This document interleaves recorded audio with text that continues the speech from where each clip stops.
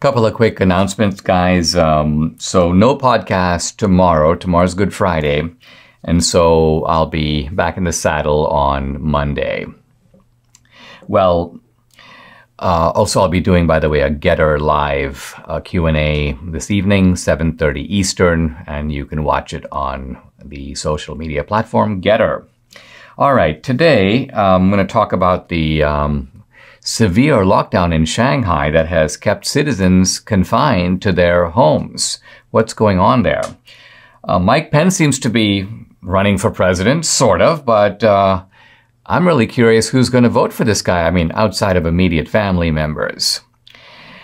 I'm having a moment of schadenfreude. I'm taking a certain pleasure. CNN has spent a fortune promoting its CNN Plus, and nobody's signing up.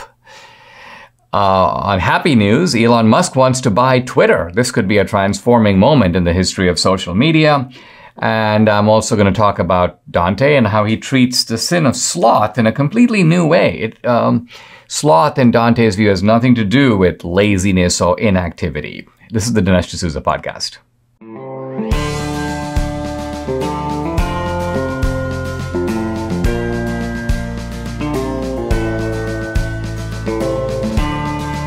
America needs this voice. The times are crazy.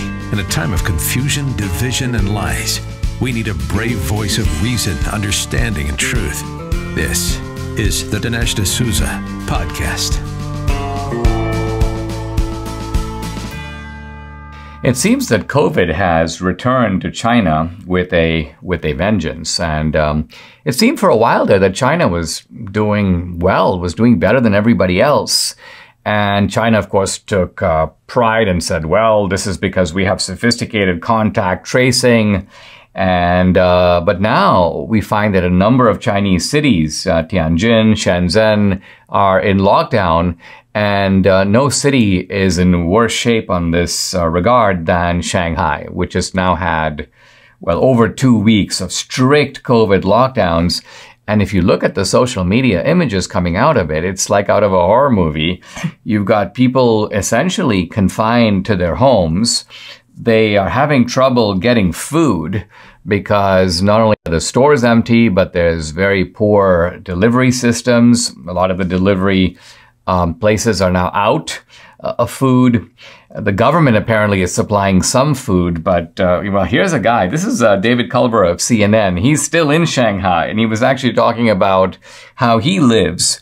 And he says, quote, "In my community, the government delivers food once every few days. Not every day, once every few days. Deliveries range from a box of vegetables and eggs to a vacuum-sealed piece of pork or some traditional Chinese medicine called TCM, apparently. The handouts alone are not enough to feed one person, let alone an entire family, beyond a day or so." And when he describes his own meals, they're like a weird mixture of kind of what's available. So I guess he goes, lately he's been eating eggs and carrots because, well, that's all he's got.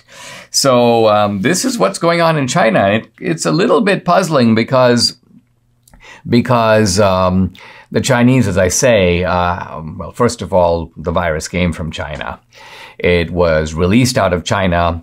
And it seemed that the Chinese had a strategy, maybe even going to the very beginning, for how to let this virus wreak havoc on other countries while the Chinese themselves did relatively well. But they're not doing all that well now, and that's very interesting. Apparently, the country's biggest e-commerce platform, this is Alibaba, has basically suspended deliveries. This is essentially the Amazon of China, and you can't get food deliveries from Alibaba. One of the social media videos that went viral, not just here, but around the world, was Chinese health authorities apparently beating a dog to death on the street. Now, why were they doing that? Because apparently the dog's owner was in quarantine. He had COVID, and he apparently then couldn't take care of the dog, or couldn't find someone to take care of it while he was in quarantine. So he just sort of let the dog go. And apparently in the belief that the dog might have gotten COVID, presumably from him, the health authorities kind of went berserk, and a health worker was dispatched in full kind of protective gear to dispose of the dog. And so you got this horrific images of this dog, gruesome clip of this dog being essentially, flogged to death on the streets of Shanghai. So, I have a little bit of a sense here that this is karma because the Chinese have, through this virus, inflicted so much suffering on the world, have refused to take responsibility for what they've done, and now their own citizens are paying the price. Not exactly that the government cares deeply about its own citizens. When I was looking at this video of residents in Shanghai, these are people in tall buildings, and they are literally screaming with terror. And in a sense, what they're saying is, we're more scared of the lockdown than we are of the virus. So in other words, let us have food. We're going to be in a worse condition here. And you may say the remedy is worse than the disease itself. But one of the, in some ways, benefits of having a totalitarian society is that you can take action kind of at the center and do what you want without having to go through the checks and balances that you have in free societies. But the big downside of that is that you have governments that really don't care about their own citizens. They believe that, well, if this is what you have to do, that's your problem, really not ours. And our only job is to make sure that your protest doesn't reach a certain level where it breaks into the street, and then we got to send the cops down to sort of take care of you. So this is life in a totalitarian society. It's hard enough living in that kind of society, but now with these lockdowns, it seems that the confinement and the level of government control has been taken to a whole new level. Guys, are you a MyPillow super shopper? Well, you should be. And Mike Lindell, the inventor and CEO of MyPillow, wants to make it easy for you to be a super shopper like Debbie and me. Well, how? By giving you great deals. For example, his Giza Dream bed sheets are now 60% off, as low as $39.99. Plus, with any purchase using promo code Dinesh, you'll get a free copy of Mike's inspirational book. And Mike is also offering up to 66% off on other products. Check them out. All the MyPillow products come with a 60-day money-back guarantee and a 10-year warranty. Call 800-876-0227. That number again, 800-876-0227, or go to mypillow.com to get the discounts. You got to use promo code DINESH, Dinesh. What's the deal with Mike Pence?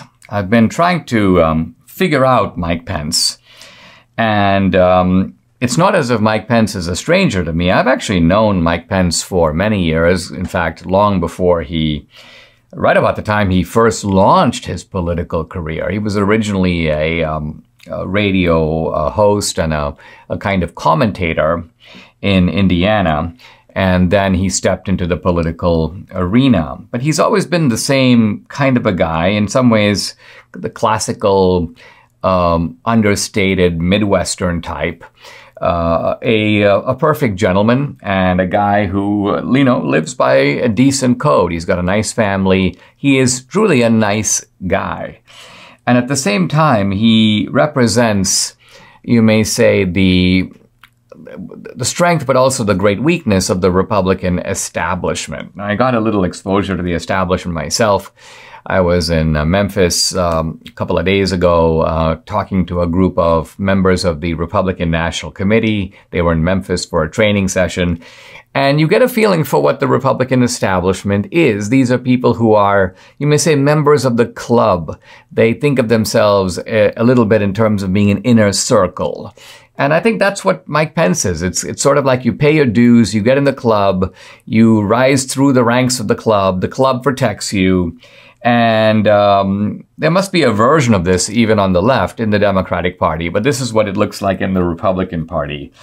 And the thing about it is it's not really a sufficient way to operate anymore because the country is in a crisis. I mean, we are in a kind of a tailspin, and we need leadership in this difficult time. Now, Mike Pence was at the University of Virginia this week. And he was talking about, well, he wasn't talking about the things on everybody's mind. And he wasn't talking about his own role in the important events that occurred in the aftermath of the election. None of that. So what is Mike Pence doing? Is giving the kind of speech that any boilerplate politician could have given. He's denouncing cancel culture and what he calls wokeism. And of course, the lines they're just absolutely cliches. You could swap them out for any other Republican figure. They'd be exactly the same. We live in a time when many on the radical left routinely demean the American founding. Today, radical progressives seek to rewrite our Constitution and erode the liberties enshrined in the Bill of Rights. And then his conclusion is that the antidote to cancel culture is freedom. The antidote to woke America is freedom. Blah, blah, blah. What is the point of this? There's no excuse for it, really. It's not that Mike Pence is wrong, but what you have here is that kind of standard trope where you stand up on a soapbox, you say things. I mean, this to me is the speech equivalent of Ronna McDaniel's tweeting. We will not stand for election fraud. We refuse to accept the Biden administration's position on the border. Blah, blah, blah.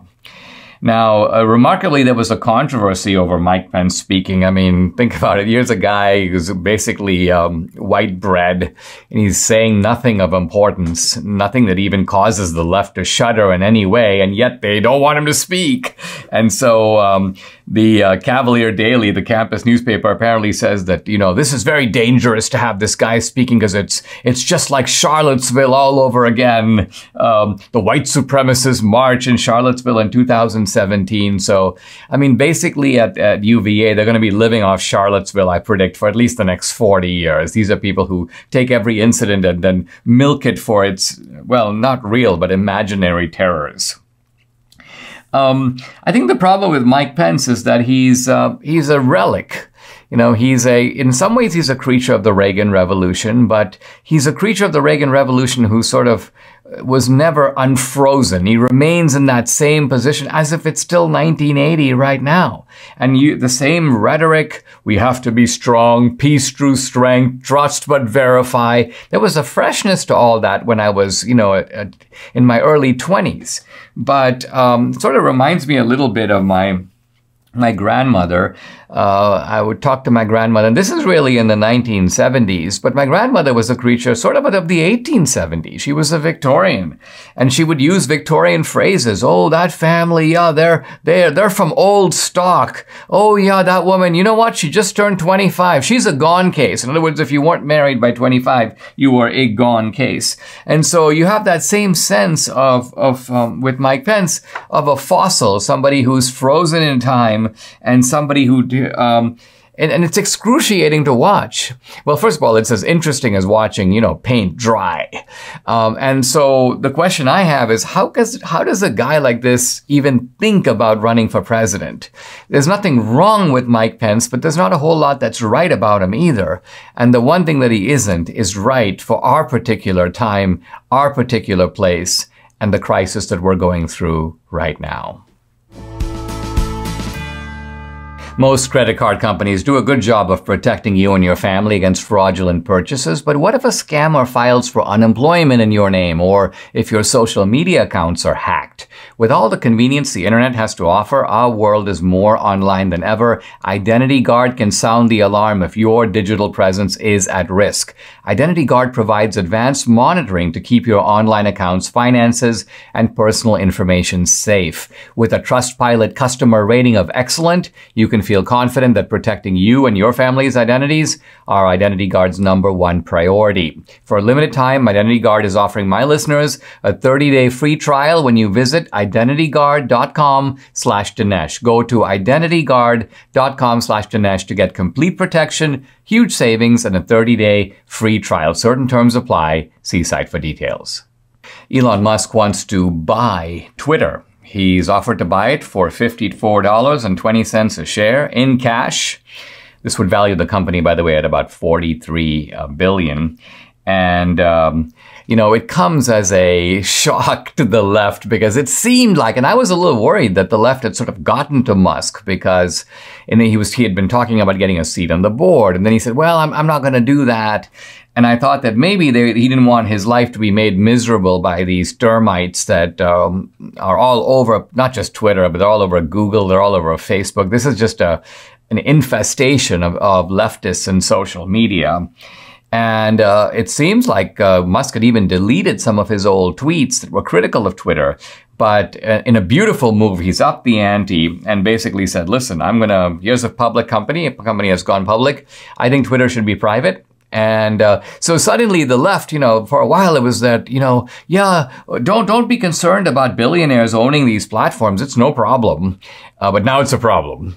And, don't complain about censorship on social media. These are private companies. They can do exactly what they want. And now it's like, oh my gosh, it's going to be Elon Musk who's making the rules. This is a very dangerous situation. So it's funny how these things come full circle. And they come full circle kind of both ways, right? Because I now am a little bit less worried about billionaires owning social media platform. Why? Because here's a billionaire and I have far more trust that Elon Musk will protect free speech than I do in the social retards Jack Dorsey or this Indian fellow Parag Agarwal or the clowns over at Google or the autistic Zuckerberg. Now, censorship in social media is not going away. In fact, it's been getting worse. This is really why we need the Elon solution. Debbie just showed me this. This is from Google AdSense. They're now censoring debate about the Ukraine. I mean, wow. First it was the election, then it was COVID, then they started throwing in other issues. It was abortion and the trans and climate change, and now Ukraine. I'm just going to read a line or two. It says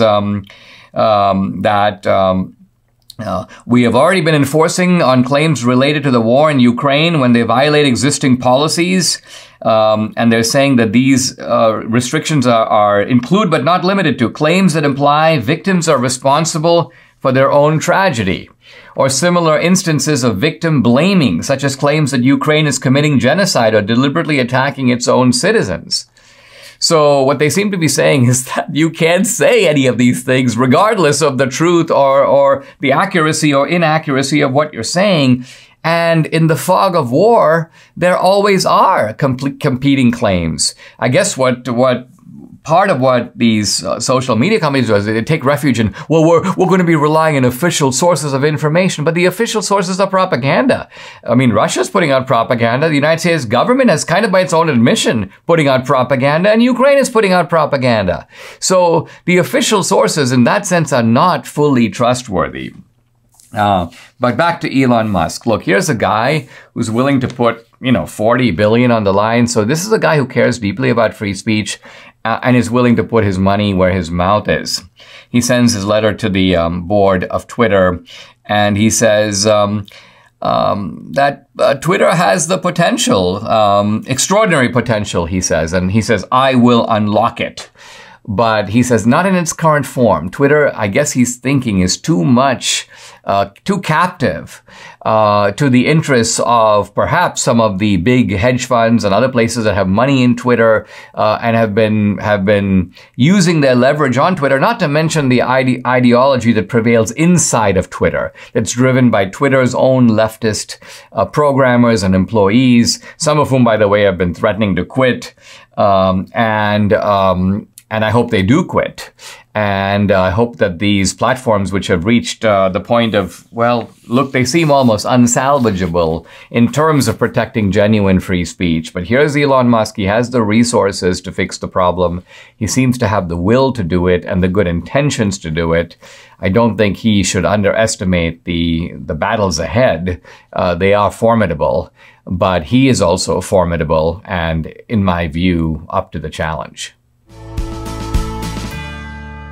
Some of us wish we could rewind the clock when it comes to our health. Exercising, climbing stairs, all the things young people take for granted. Well, these aren't things that have to stop just because you age. Well, neither do you have to just put up with the normal aging aches and pains. Now there's a 100% drug-free solution, and it's called Relief Factor. Relief Factor supports your body's fight against inflammation, and that's the source of aches and pains. The vast majority of people who try Relief Factor order more because it works for them. Debbie loves using Relief Factor. When her shoulders started acting up about a year or so ago, it was the only thing that worked for her, and she knows if she stops taking it, well, the pain's going to come right back. So she's like, I'm not going to be without this again. You too can benefit. Try it for yourself. Order the 3-week quick start for the discounted price of only $19.95. Go to relieffactor.com or call 833-690-7246 to find out more about this offer. That number again, 833-690-7246, or go to relieffactor.com. Feel the difference.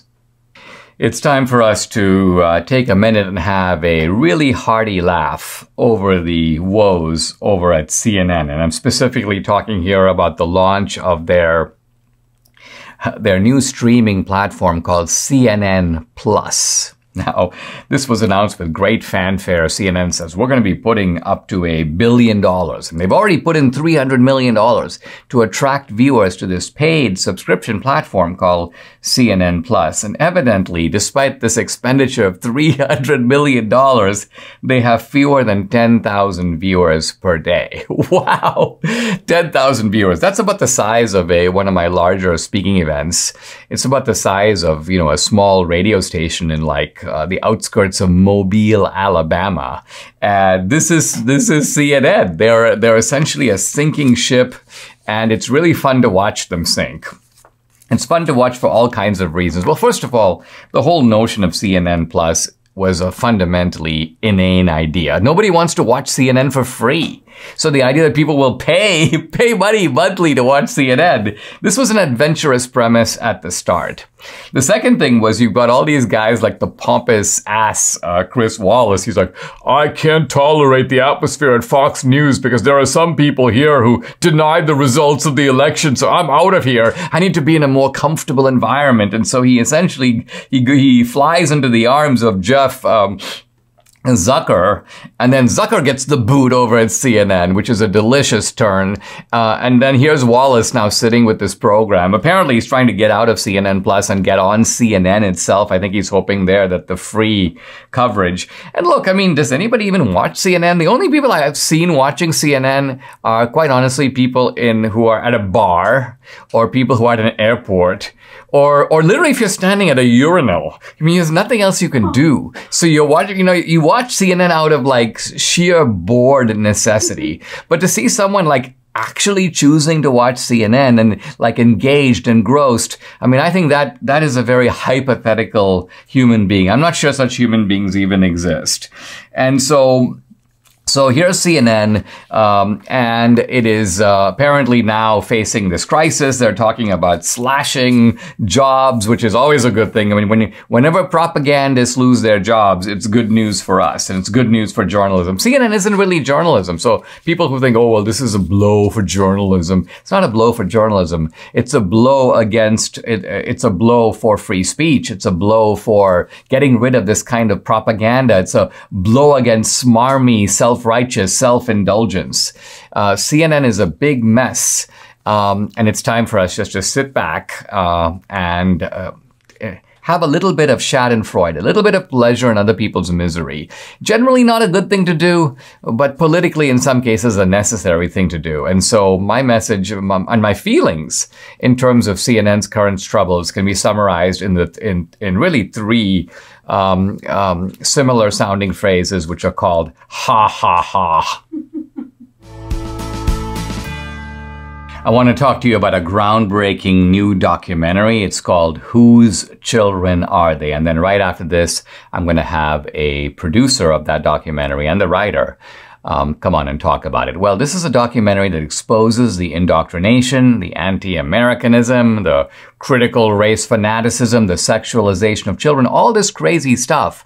And the documentary is available on salemnow.com. Whose Children Are They? Features empowered parents, brave teachers, frontline experts, and they pull back the curtain exposing the hidden agenda in America's schools. Here's a short clip. Public education has gone off the rails. You cannot use racism to eradicate racism. Whose children are they? Go to salemnow.com.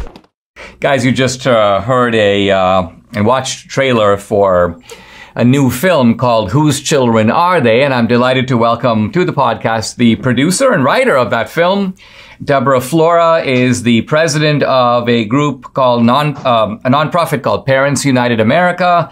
She's a producer and founding partner of Lamplight Entertainment, also Whetstone Media Group, and she's also currently running for the U.S. Senate in Colorado. Wow, Deborah, you got your plate full there, and with the political stuff and the film. But talk a little bit about this. Talk a little bit about this movie, and who is it aimed at, and what is its central theme? Thank you so much, Dinesh. It's great to be on to talk about it. I founded Parents United America about 3 years ago because I realized that parents were getting shut out of most areas of their children's lives, from medical to education, but primarily education.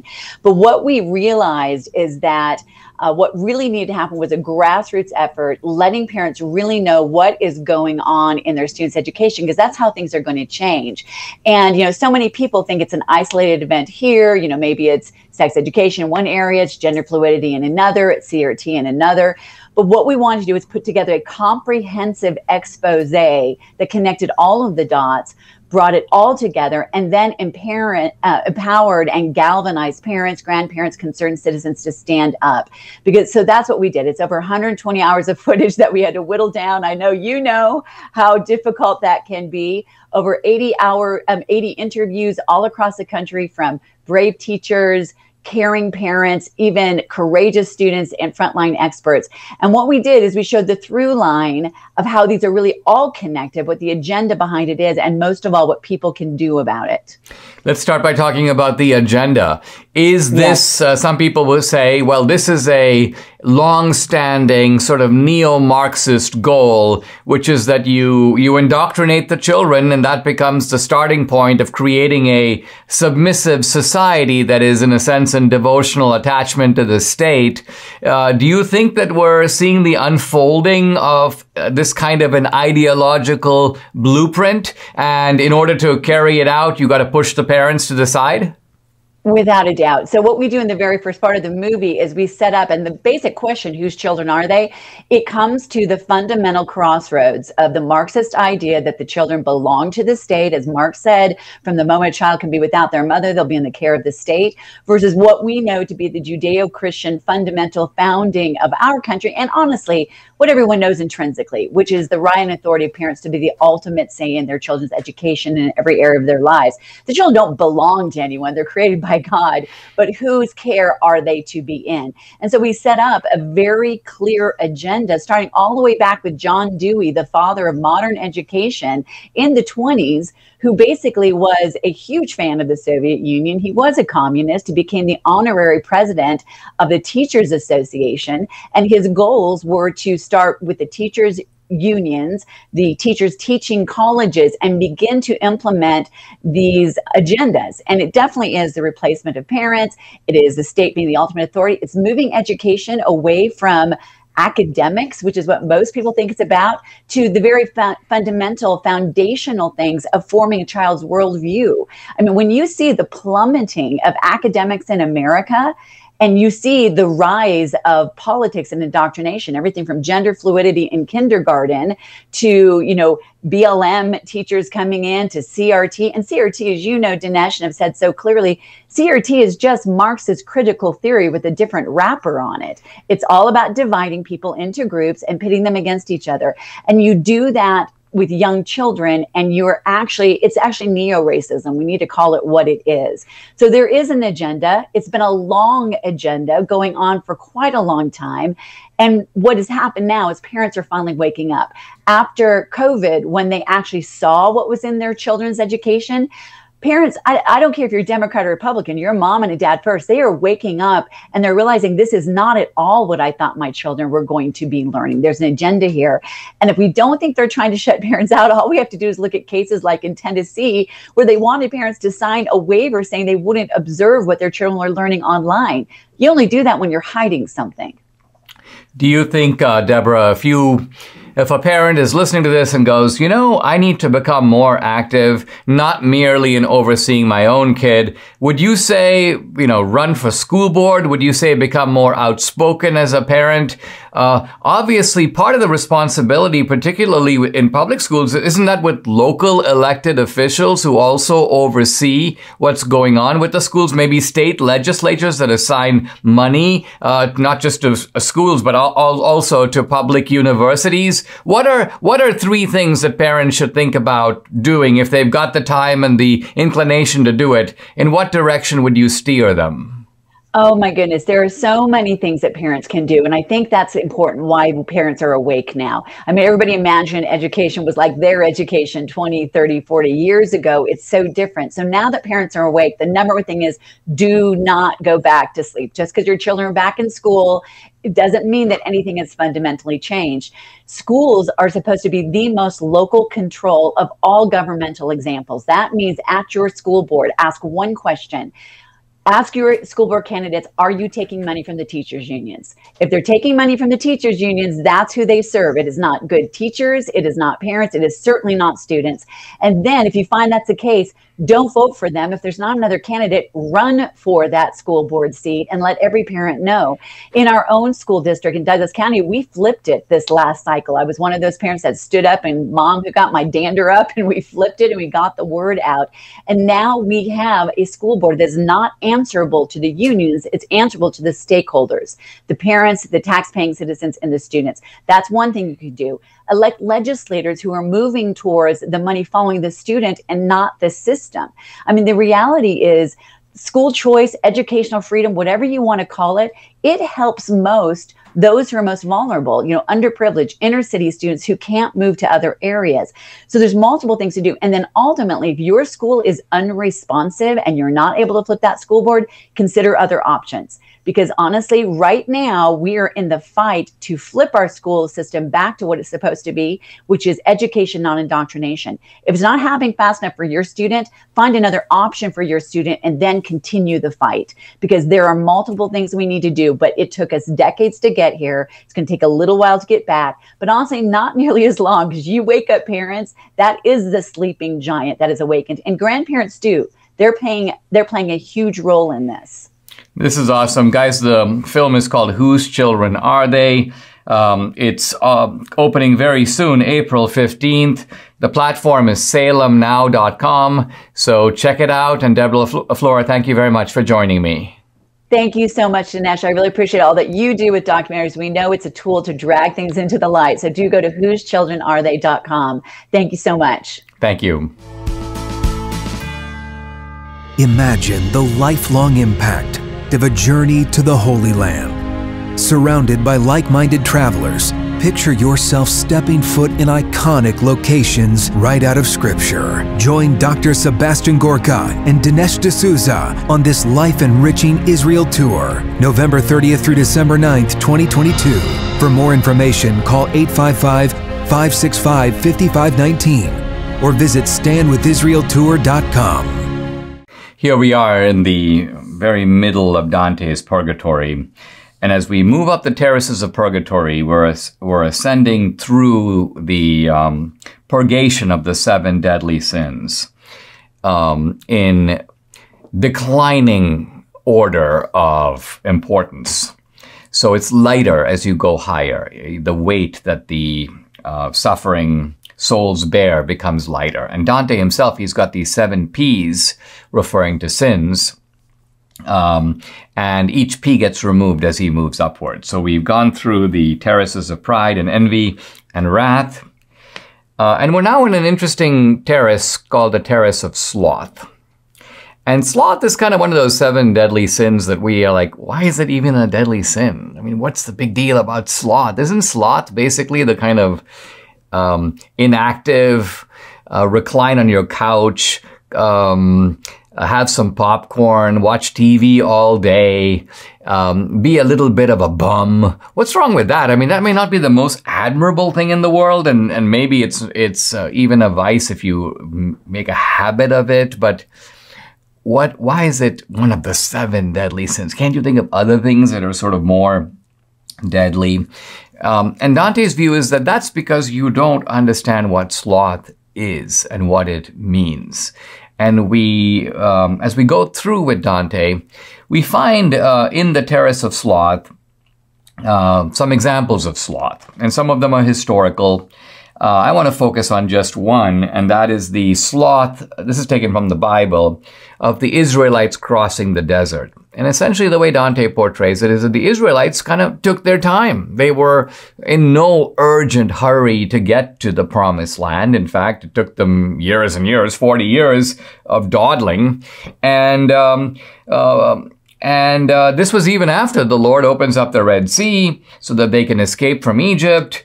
But their punishment, and they had an earthly punishment for that. In fact, in the Old Testament, a lot of punishments for sins are delivered, not necessarily in the next life, but right here in this life. And their punishment is that a lot of them were not able to reach the promised land. Only their children did. So let's think about sloth in this case. The sloth here is not mere inactivity. It is not doing the thing that you are supposed to be doing. So sloth here means not focusing on the necessary project at hand, and instead doing either nothing or doing something else. Now, for Dante, sloth is loving the wrong thing. And this may seem like a very odd thing to say, but let me try to clarify it this way. Let's say, for example, that I have or you have a very serious problem in your family. It could be a problem of the relationship of a husband and a wife. It could be a problem where, let's say, the kids are on their way to some kind of disaster. And let's say that you don't want to deal with that problem. In fact, it's too difficult to deal with, or you don't have the heart for it. And so what do? You channel your energy into something totally different. You say, okay, well, listen, I'm just going to redouble my efforts at work. I'm going to become a complete workaholic. I'll be gone from 7 in the morning till 10 at night. And so in a modern sense, people will say, well, you can't accuse that guy of sloth because look at him. I mean, he's working so hard. He never seems to stop. He's going a mile a minute and so on. But from Dante's point of view, that is sloth. Why? Because sloth isn't the fact that you aren't doing anything. Sloth is that you aren't doing the thing that you ought to be doing. And if you're doing something else, even if you're doing it vigorously and with tremendous energy, you are, in fact, guilty of sloth because you are neglecting your, in a sense, divine assignment. You're neglecting your important duties. Now, Dante, as he goes through the Terrace of Sloth, you find that these pilgrims, their strength has ebbed from them. And this is, again, how Dante shows that the opposite of sloth is focused activity. And for Dante, focused activity is related to love. And this may seem like a strange thing to say, but Dante looks at love not simply as, you are in love, but love is really what you choose. People, you can always tell what somebody loves by what it is that they're choosing to do. And moreover, how is it that they are choosing to be? This is critical because sometimes when we think about morality, we think about it in very narrow terms. It's a list of do's and don'ts. Don't do this, don't do that, mainly don'ts. And if you don't do those things, supposedly you're a moral person.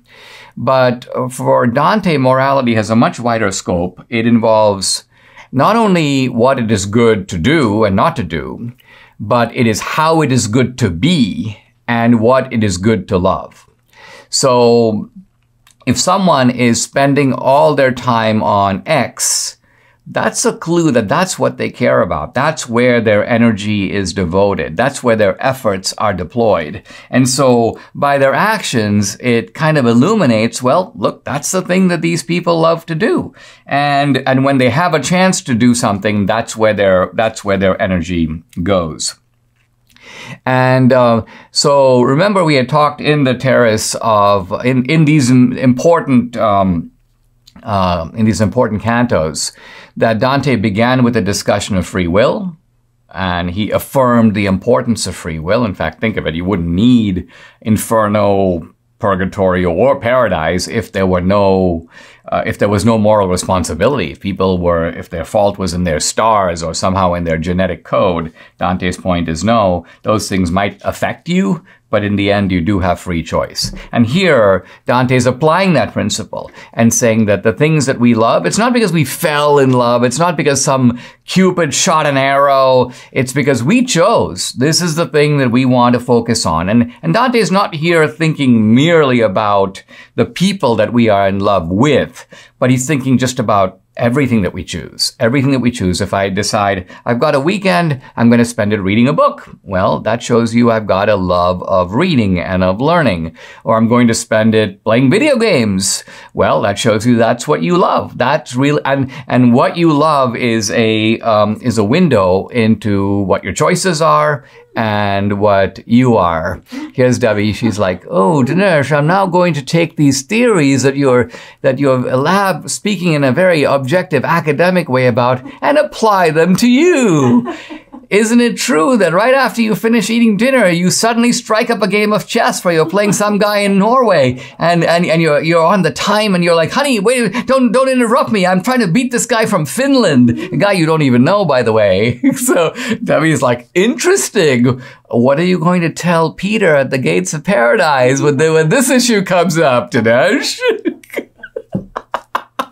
So yes, this. I think Dante would have somewhat of the same take, and it's very important in this poem to apply what we see and learn not just to others but also to ourselves. And Dante does that in The Circle of Pride. He turns the mirror on himself and he says, "Well, how do I square in here?" And I think Dante would say that the time that he's spending in exile is not devoted to this great poem, to writing the Divine Comedy, to telling about his journey, you may say, through the afterlife. Time spent doing other stuff. If it's not necessary, and if it's not part of, you can say, his assigned duties, then that too becomes an example of sloth. From Dante's Terrace of Sloth, we now move into the Terrace of Avarice, the Terrace of the Avaricious, who are being purged of that particular vice. And avarice, we can see, is a serious sin. It's a sin related to covetousness, to greed, to wanting something that doesn't belong to you, and to keep wanting more, even though you have enough, even though you have more than you need for your own use or for your own even satisfaction. And in this canto, I want to focus on, Dante gives a number of examples of avarice and different ways in which the avaricious are being purged and punished. And so we encounter figures like Midas, remember the kind of inexhaustible greed for gold. We have Pygmalion, we have Crassus, who was reputed to be one of the richest men in antiquity. And but the main figure that Dante talks to is a guy named Hugh Capet. Now, Hugh Capet is the founder in France of the Capetian dynasty, of ruling princes. And let's go through the text a little bit. On earth beyond, I was called Hugh Capet. He's talking to Dante. From me have sprung the Louises and Philips, rulers of France up to the present day. So Hugh Capet is saying that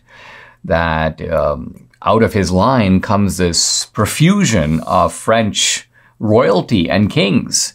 And even in Dante's time, which, remember, the poem is dated in the year 1300, you have various Louis of France and Philip of France, and these are the descendants of Hugh Capet. And then Hugh Capet starts talking about some of the things that his descendants did. While my descendants kept their sense of shame, they, though worth little, did no harm. So apparently he takes a little bit of a dim view of his descendants, but he goes, listen, as long as they had a sense of shame, they didn't go too far. They may not have done any great deeds or any good stuff, but they didn't do a lot of bad stuff either. But then, says Hugh Capet, things changed in Dante's own time. And we have some very striking and remarkable lines, very memorable. And he says, I see the fleur-de-lis enter Alanya. So what's the fleur-de-lis? The symbol of France, the fleur-de-lis. So I see the fleur-de-lis, his own descendants, by the way, now ruling France, enter Alanya, a town in Italy. So the French troops are invading Italy. And in his vicar, Christ made prisoner. I see the gall and vinegar renewed. I see him being mocked a second time, killed once again between the living thieves. Now, this is very strange. It's very strange for a couple of reasons. What is Hugh Capet talking about? He's talking about French troops invading Italy and supposedly turning Christ, or he says Christ's vicar, into a prisoner. Well, who is the vicar of Christ in Dante's time? Well, it's none other than Pope Boniface VIII. And where is Pope Boniface VIII? Well, he's actually going to, well, he's alive, but he's going to be in hell. There's a beautiful scene in the Inferno where Dante encounters a pope who is in hell, and he's smashed into a kind of a crevice in the rock. And he turns to Dante and he goes, in effect, he goes, Boniface? And Dante's like, I'm not Boniface. And the guy goes, oh. And remember, people in hell are able to sort of see the future. At least they can do that until the Last Judgment. And so this pope who's smashed into the rock, and there's another pope smashed in even deeper than he is, he knows that Boniface is going to be joining him in hell. And Boniface will, in a sense, push him further and deeper into the rock. So we know that Dante takes this view of Boniface as a deeply corrupt pope who is abusing his spiritual responsibilities and as a result is going to be in eternal damnation. And yet, this very same Boniface is being talked about here, but talked about in not only in very different terms, but you may almost say in the opposite terms. He's being compared to actually Christ. And let's continue. I see the gall and vinegar renewed, the old fight renewed. I see him being mocked a second time. So it's almost as if Boniface is like Christ, being mocked a second time and is being killed between the living thieves. Now, does this represent Dante kind of revising his view on Boniface? Oh, I portrayed him as a bad guy early on, but I've totally changed my mind. Nonsense. Nothing like that at all.